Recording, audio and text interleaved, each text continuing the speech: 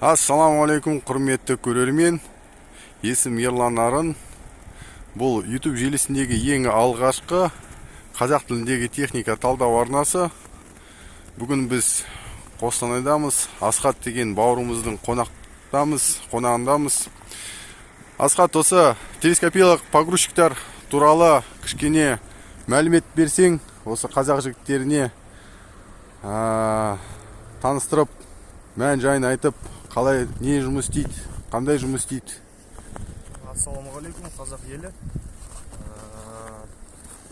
Бұл китайский телескопический погрузчик.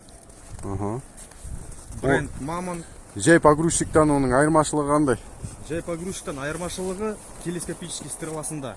Және де бұл ковштың орнына басқа да навескаларды қоюға болады. Мынау күректің орнына сонда айыр, одан кейін айыр, гидробур, бетономешалка, әртүрлі өте көп строительный, коммунальный, ауылдық жұмыстарға арналған навескалар көп. Осы погрузчикке оларды тіркеуге болады. Сондықтан бұл погрузчик телескопический погрузчик деп аталады. Цилиндрларын көрсетіп жерсек. Міне осындай жасыл түсті. Бұл погрузчик өз сериясында ең кішкентай погрузчик, 1,5 тонна көтереді, объем ковштың объемы 1 куб, двигатель 4 цилиндр, 57 аттың күші. Неше метрге көтереді сонда? Бұл выгрузкасы 4,5 метр. Жүкті көтеріп салуы 4,5 метрге дейін жұмыс істеуге болады. Міне осындай цилиндрлары бар. Сонда бір гидролиния ана үстінде ғой, иә? Иә, үстінде көріп тұрғаныңыздай. 2,5 тонналық погрузчикті көрсетсең, міне гидролинияны көрсетуге болады. Міне осындай гидроливтік шлангтарға тіркеп, сенозахват айырмен жұмыс істеуге арналған бұл гидровыход. Мынау кубы неше? Бұның кубы 1,6 куб. Бұл уже 2,5 тонна грузоподъемность, жүк көтерімділігі. Ананың жүк көтерімділігі 1,5 тонна болса, мынау 2,5 тонна. 2,5 тонна болады. Сонда мынау биіктігінде айырмашылық бар ма көтеру? Биіктігінде мұнда 5 метр, стреласы 5 метрге дейін ковш сүруге болады. Ал анау модельде 4,5 метр. Жәйт, енді мынау модельден бастадық қой, кішкене осы модельді айтып кетсек. Доңғалақтары қандай размерлі мұнда? Бұнда доңғаляк 16-да 70-ке 20. Радиусы 20, я? 20. Қозғалтқышын ашсаң кішкене. Двигатель қозғалтқышы. Қытайский қозғалтқыш. Юнней деген двигатель. Өте жақсы двигатель Қытайда. Ол танымал шығарушы ғой. Өте танымал. Шығарушы. Біраз фронтальный погрузчик, мини погрузчиктарда тұрады. Және біздің телескопический погрузчикта тоже осы двигатель тұрады. 4 цилиндр. 57 аттың күші және механический топливный аппаратура. Механический, иә. Ол жақсы екен біздің соляркамызға. Және де заводтан біз подогрев топливной системы қоямыз. Подогрев фильтра, подогрев аппаратуры, подогрев двигателя, оны отдельно қоюға болады. Бұл жаңағы 2,5 тонналық модельде ол бар. Қазір соны сізге көрсетеміз. Міне арты осындай. Мынау арты темір. Иә, бұл противовес. Неше тонналық негізі өз салмағы? Салмағы 4,5 тонна. 4,5 тонналық, иә? МТЗ сияқты. МТЗ сияқты. Салон ішіне кірейік. Сен кіріп көрсет, мен соны кіріп алайын. Қалай болатын? Бұл салонның іші. Осы погрузчик, 1,5 тонналық погрузчиктің. Бұл бізде полный комплектацияда. Джойстиковый управление, ковшпен джойстиковый управлениемен жұмыс істеу стреласымен. Мынау екі қызыл кнопка, анау секция, телескопиялық секцияның ұзарту шығарып ішіне кіргізуі. Бұл монитор, камера заднего вида.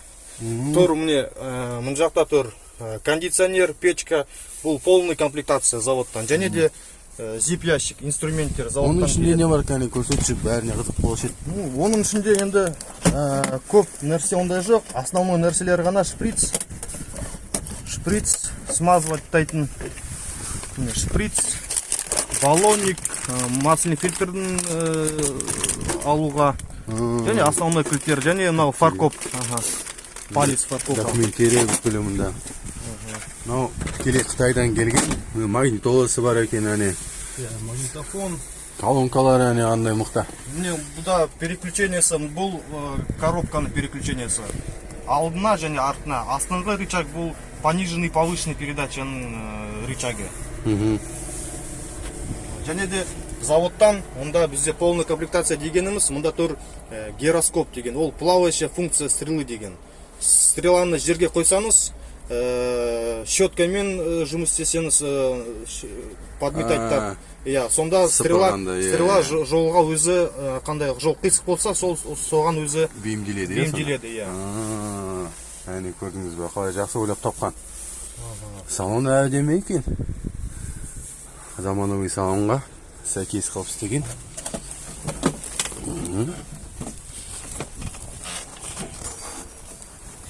Мамонтенок дейді, көрдіңіз бе.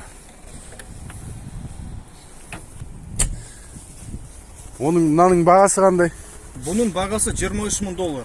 23 Бағасы $23,000. НДС-пен, полностью таможенный расчискасымен. Және де біздің ауыл шаруашылық қызметкерлеріне, компанияларына 25-30% субсидия беріледі біздің погрузчикке. Лизингке алуға бола ма? Лизингке Казагрофинанс арқылы, АКК агрокорпорация арқылы алуға болады.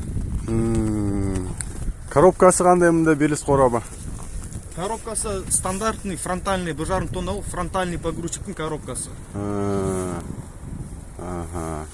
$26,000 дедің ба? $23,000. Теңгеге аударсақ, енді бүгінге 460 миллиондай шығып тұр бүгінге. 10,5 миллиондай шығып тұр, Ол курсқа байланысты. Курс қандай болады? Сол күні алсаңыз, сол күні санат береді, сол күні сол бағаны шығарады. Мынау 1,5 тонналық, енді ағайын. Сұрақтарыңыз болса мархабат, пікірлер жазатын жерге жаза беріңіз. Енді 2,5 тонналық тракторіне көшейік. Келесі модель Мамон Т-2500 деген. 2,5 тонна грузоподъемный, жүк көтерімділігі 1,6 куб ковш. Техниканың салмағы 6,5 тонна. Ауырлақ. Двигатель, бұл модельде двигатель дәл сонда юнный, бірақ 103 аттың күші. Уже помощнее. Қуатты, қуат көбірек. Неше дедің, мынау ненің ұзындығы, биіктігі? 5 метр. 5 метр. Міне осы жерден шыға бастайды, 5 метрге дейін жүкті көтеріп тастауға болады екен. Қарап, салонын қарап кетейік.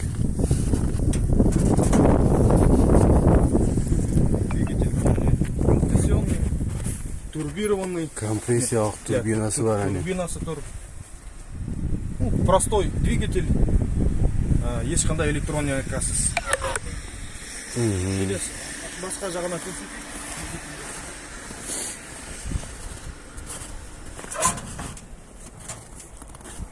Басқа жағынан двигатель, міне қарасаңыздар, дәл сондай механический аппаратура тұр подкачкасымен, және де міне айтқаным подогрев топливных фильтров.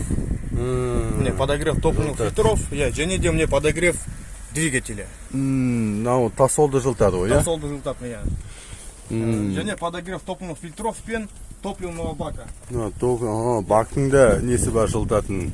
Ұсын фильтрлар жылтатын бар. Штаттан міне мына жерге міне подогрев топливного бака тұр.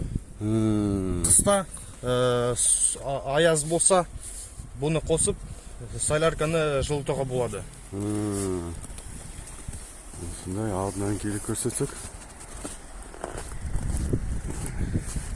Түрі әдемі.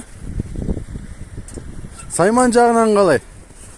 Сайман жағынан енді бұл Қытай погрузчигі, бұл Сайман жағынан проблем жоқ. Өйткені бұл біраз двигатель болсын, коробка болсын, ходовой часть болсын, мосттар болсын, олар көбісі обычный фронтальный погрузчикпен сол погрузчикка тұрады.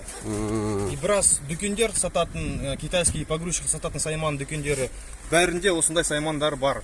Нарықта неше жыл болды жұмыс істегелі? Нарықта 5 жыл Қазақстан нарығында істеп жүр. Салонына кірейік. 5 жыл бойы.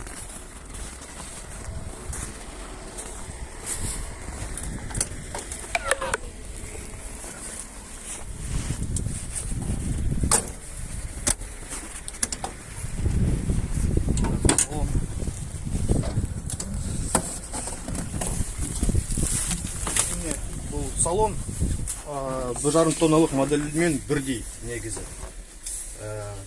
Дәл осындай джойстик тұр.